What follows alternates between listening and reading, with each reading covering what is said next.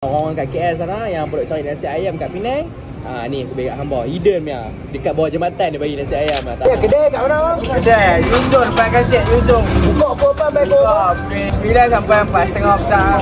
Hari-hari ke apa? Isnin sampai hari Sabtu. Apa special ni? Nasi ayam ada, nasi goreng ayam ada. Jangan bagi nasi lebih ke abang?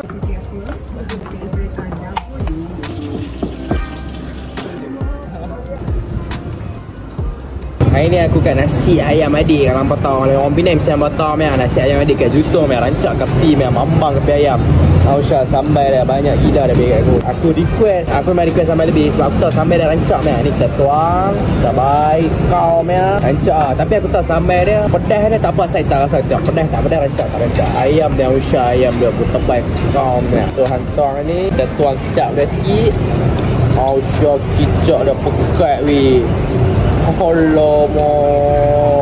Allah shine. Ayam dia fresh weh. Ayam dia rancak apa yang special dah ayam dia dah. Ayam dia dah masak dah kat rumah. Lepas tu bila hampa order, dia goreng ikut atas. Mana panas-panas kan. Memang crispy man. Aku memang regular customer of nasi ayam adik ni. Yang mana orang kat KL sana yang perlu cari nasi ayam kat Penang, aku bagi kat hamba. Hidden punya.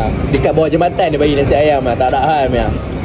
Rasa sama. Memang Masya sayur dia pun dia fresh-fresh dia sir. Dia tak bau hanyak. Selalunya sayur kan dia bau macam hanyak-hanyak sayur ni. Kalau petau aku minat nasi ayam sini. Nasi ayam kalau kuning sini memang lah cakap hamba. Ayam ni saja memang lembut. Sambal dia aku suka sambal hijau dia. Sambal hijau dia, the spiciness aku boleh bagi 6/10. Dia tak pedas sangat. Nasi dia saja pun sedap weh. Aku tak tahu nak describe macam mana. Orang Penang mesti yang tahu lah. Nasi dia ada satu lagi special. Dia bau wangi. Bau dia tak macam typical nasi kan. Overall aku boleh bagi 9 out of 10 lah. Nasi ayam adik, one of the best. Text a message, I don't know the number.